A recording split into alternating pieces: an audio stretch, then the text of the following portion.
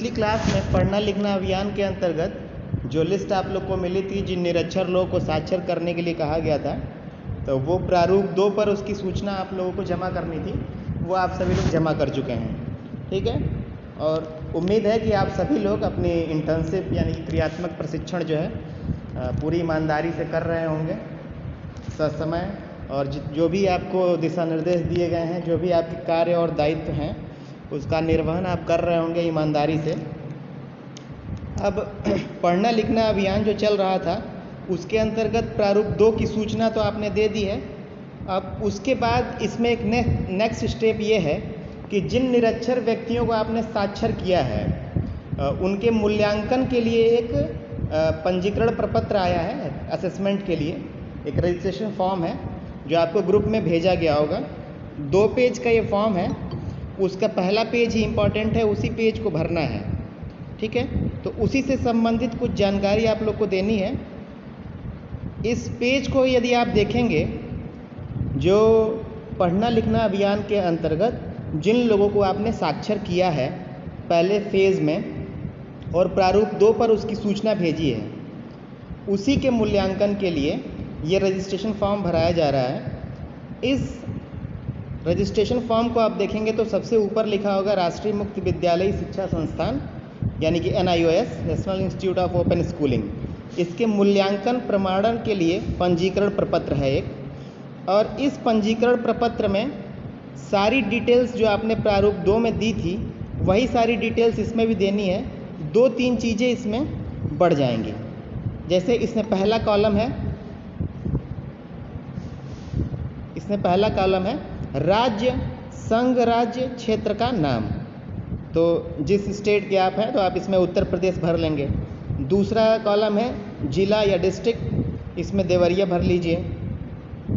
इसके बाद enrolment number के लिए एक कॉलम दिया गया है, उसमें आपको क्या करना है, यूडाइस कोड भरना है। तो यूडाइस कोड आप प्रारूप 2 पर पहले दे चुके हैं। जिस गांव का वह निरक्षर व्यक्ति है उस गांव के प्राइमरी स्कूल का यूडाइस कोड आपको भरना है। यूडाइस कोड 11 डिजिट का होता है। वो 11 डिजिट उस निरक्षर व्यक्ति के प्राथमिक विद्यालय का यूडाइस कोड आप इसमें भरेंगे। और उसके बाद सीरियल नंबर लिखा हुआ है, 3 डिजिट भरना है उसमें।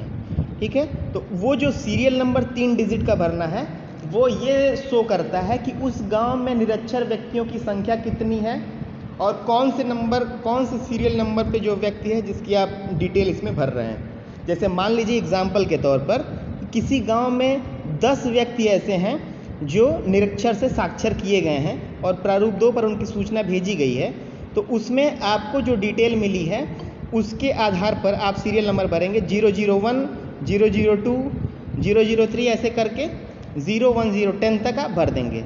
तो जितने भी लोग आपको मिले होंगे, जितने भी उस गांव के होंगे, उसका सीरियल नंबर बना लेंगे। नेक्स्ट है मूल्यांकन का तरीका, यानी कि असेसमेंट टेस्ट जो है वो किस तरीके से हुआ है। असेसमेंट के लिए 2 तरीके इसमें बताए गए हैं, मूल्यांकन परीक्षण और पदोन्नति नीति। यानी कि किसी का यदि आपने असेसमेंट किया है तो असेसमेंट या प्रमोशन पॉलिसी। तो इसमें देखिए अभी कुछ दिनों पहले सारे स्टेट और केंद्र सरकार ने इस पर एक मीटिंग की। केंद्र सरकार का जो भी डिपार्टमेंट है इससे रिलेटेड, उसने मीटिंग की। तो सबसे पहले कोविड की परिस्थितियां नहीं थी, उस समय ये पॉलिसी आई थी। तो उस समय ये कहा गया था कि इसके लिए एक बेसिक लिटरेसी असेसमेंट टेस्ट किया जाएगा, यानी कि BLAT किया जाएगा। यानी कि जिन भी निरक्षर व्यक्तियों को साक्षर किया गया है उनको बेसिक लिटरेसी असेसमेंट टेस्ट के द्वारा उनका मूल्यांकन किया जाएगा। लेकिन कोविड-19 का पैंडमिक सिचुएशन आ गया, इसलिए कुछ स्टेट ने इसमें कहा कि अब मूल्यांकन परीक्षण के बजाय पदोन्नति नीति अपनाई जाए, यानी कि प्रमोट कर दिया जाए। जिन निरक्षर लोग को साक्षर किया गया है उनके मूल्यांकन में भी प्रमोशन पॉलिसी लाई जाए। तो इसमें आपको मूल्यांकन का जो तरीका है, इसमें आपको पदोन्नति नीति ही भरनी है। ठीक है, पदोन्नति नीति पर टिक कर देंगे।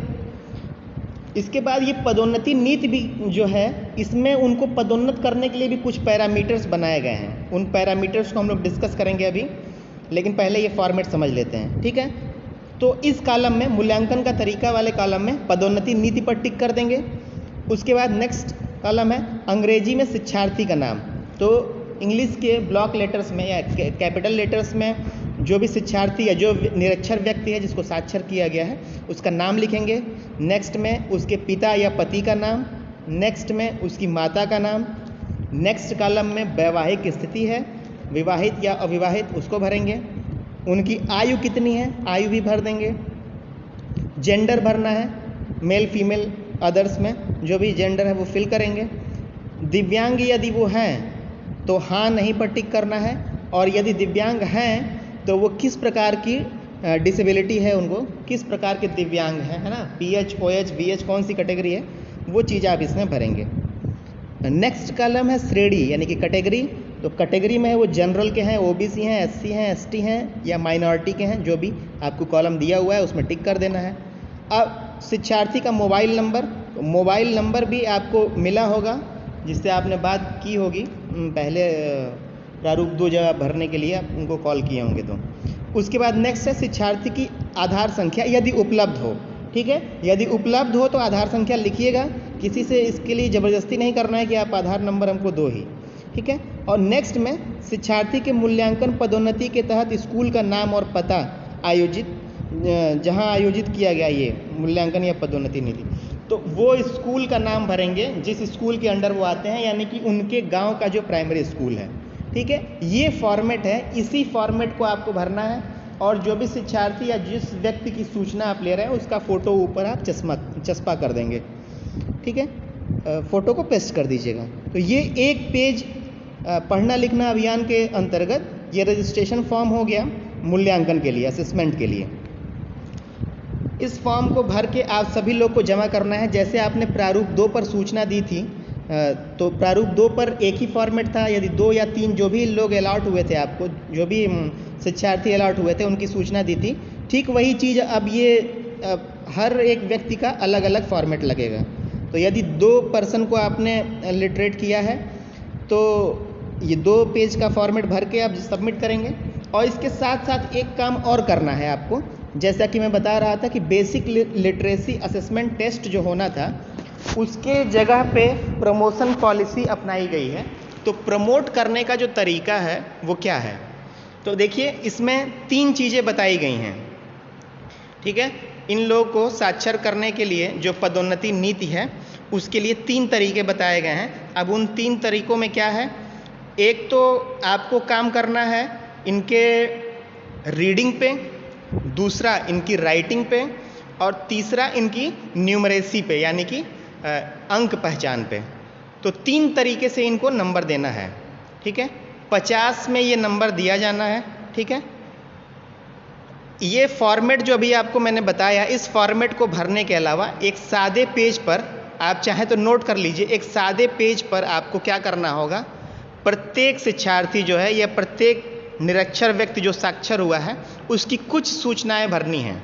जैसे कि क्या क्या, एक सादे पेज पर लिख के आप उसको जमा कर दीजिएगा।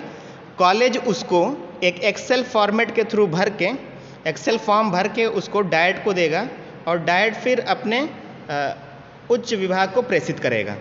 तो आपको एक सादे पेज पर हर शिक्षार्थी से रिलेटेड क्या क्या चीज़ें करनी है वो नोट कर लीजिए। बाकी सारी चीज़ें तो आप जैसे शिक्षार्थी का नाम, पिता का नाम, माता का नाम, है ना, यूडाइस कोड, ये सारी चीज़ें तो आपने लिख के फॉर्मेट में ही आप दे देंगे। कुछ चीज़ें हैं जो आप उसमें नहीं देंगे, उन्हीं सूचनाओं को एक सादे पेज पर लिख लीजिएगा। जैसे कि इसमें आएगा कि ये जो व्यक्ति हैं इनका असेसमेंट किस डेट में हुआ है ना, डेट ऑफ असेसमेंट लिख लीजिएगा, किस दिन आपने इनका असेसमेंट किया है, पहला तो ये। और उसके बाद 3 आपको मार्क्स देने हैं इनको, रीडिंग के लिए, राइटिंग के लिए और न्यूमरेसी के लिए। आप लोग जो मार्क्स लिख के देंगे वो कॉलेज एक्सेल में फीड करके और फिर डायट को प्रेषित करेगा और डायट अपने उच्च विभाग को प्रेषित करेगा। तो 3 चीज़ों पर 3 पैरामीटर्स की टेस्टिंग होनी है, रीडिंग, राइटिंग और न्यूमरेसी। ठीक है, अब ये जो असेसमेंट है ये ऑनलाइन ऑफलाइन किसी भी मोड से, जिस मोड से पॉसिबल हो उस मोड से आप कर सकते हैं। ठीक है, अब रीडिंग, राइटिंग और न्यूमरेसी में ऐसा नहीं है कि रीडिंग में आपको जो टेस्ट लेना है वो बहुत बड़े लेवल का लेना है। रीडिंग का जो टेस्ट है वो बहुत ही सिंपल लेवल का होना चाहिए, जैसे कि वो अपना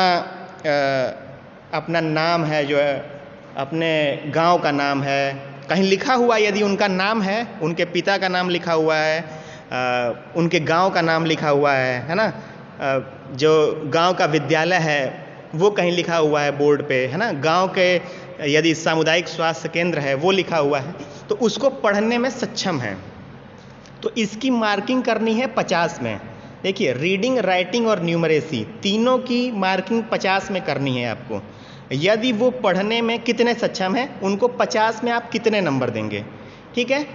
और ये चीज़ ध्यान रखिएगा कि इसमें 33% पासिंग है, 33% अंक प्राप्त करना है उनको, तभी वो पास माने जाएंगे, अन्यथा की स्थिति में उनको प्रमोट नहीं किया जाएगा, और उस स्थिति में उनको नेक्स्ट टाइम अगली बार फिर से वो एग्ज़ाम देना होगा, या फिर जो भी उस समय पर जो निर्देश मिलेंगे उस तरीके का कार्य करना होगा, ठीक है। और इसके साथ साथ 50 नंबर का है, तो 50 नंबर में कम से कम उनको 17 नंबर चाहिए, तो 33% हो जाएगा। और इसमें आप 5 नंबर ग्रेस मार्क्स दे सकते हैं, ये भी सुविधा सरकार ने दी है आपको, ठीक है। 5 नंबर ग्रेस मार्क्स दे सकते हैं उनको पास करने के लिए, लेकिन यदि उससे कम नंबर उनके आते हैं तो आप उनको प्रमोट नहीं करेंगे, ठीक है। तो रीडिंग के लिए क्या क्या पैरामीटर्स होंगे? नाम, पिता का नाम, गांव का नाम, विद्यालय का नाम, उस गांव के सामुदायिक स्वास्थ्य केंद्र का नाम, या फिर ऐसी चीज़ें जो गांव में लिखी हुई दिखाई देती हैं, उन चीज़ों को वो पढ़ने में यदि सक्षम हैं, तो कितने सक्षम है, इसको आप 50 नंबर के स्केल पर आप उनको मार्क्स देंगे। ये रीडिंग के लिए हो गया। दूसरा राइटिंग के लिए है कि अपना नाम लिख पाएँ, अपने पिता का नाम लिख पाएँ, अपना एड्रेस लिख पाएँ, है ना, अपने गांव का नाम लिख पाएँ, कुछ जो ज़रूरी चीज़ें होती हैं, जो दैनिक जीवन में जो चीज़ें प्रयोग की जाती हैं, उन चीज़ों को लिख पाएँ, है ना। अगर इतना करने में सक्षम है तो इसको भी 50 में मार्क्स देना है आपको। और तीसरा है न्यूमरेसी, यानी कि अंकीय पहचान या अंकीय क्षमता।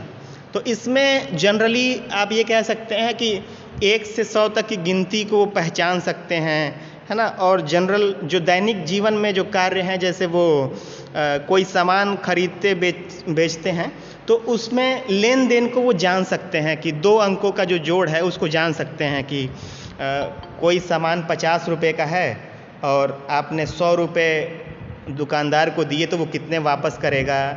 ऐसे व्यवहारिक चीज़ें कि कोई सामान 35 रुपये का है, 50 रुपये की नोट दिया तो कितने वापस करेगा। इस प्रकार की चीज़ें यदि वो कर सकते हैं, सक्षम है, तो 50 में आप उनको कितने नंबर देंगे, ठीक है। तो आपको सादे पेज पे प्रत्येक शिक्षार्थी के लिए एक ये चीज़ें नोट करनी होगी और कॉलेज को उपलब्ध करानी होगी, जिससे कॉलेज जो एक्सेल फॉर्मेट है उसको फीड कर सके, भर सके।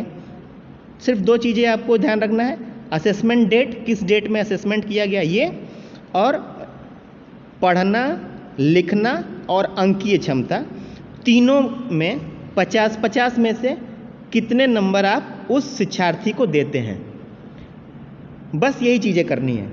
2 काम करना है आपको, एक जो रजिस्ट्रेशन फॉर्मेट है मूल्यांकन का वो भरना है, और दूसरा जो ये अवार्ड सीट है असेसमेंट की, इसमें रीडिंग, राइटिंग और न्यूमरेसी के लिए आप उनको 50 में से कितने अंक देते हैं, ये काम आपको करना है।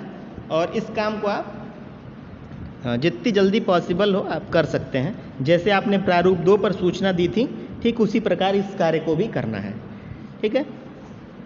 अब किसी को कोई डाउट है ये रजिस्ट्रेशन फॉर्मेट भरने या प्रमोशन पॉलिसी के तहत जो ये प्रमोट करने में, कॉलेज को आप सबमिट कर दीजिए एज सून एज पॉसिबल।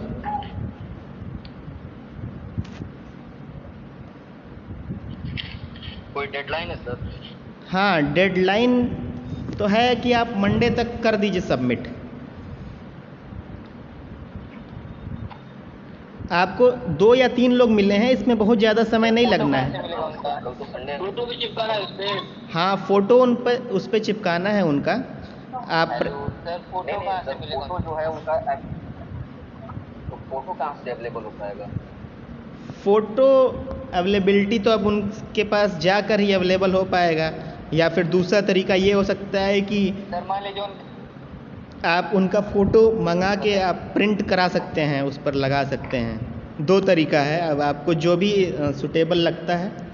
सिर्फ फ़ोटो की ही दिक्कत आ रही है, बाकी और अन्य चीज़ें क्लियर है ना, आपको क्या करनी है? हाँ अन्य चीजें फोटो वाला भी दिक्कत है।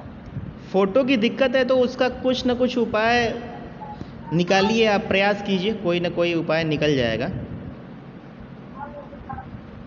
मान लीजिए जाए और उनके पास पासपोर्ट का फोटो ना वो दे भी नहीं, फिर क्या किया जाएगा वहाँ पे? अब प्रैक्टिकल सिचुएशन क्या है, इसको आप टैकल कीजिएगा। यदि कोई प्रॉब्लम आती है तो उसका सॉल्यूशन भी होता है, आप प्रयास कीजिएगा, फिर आगे की चीज़ें आगे देखेंगे।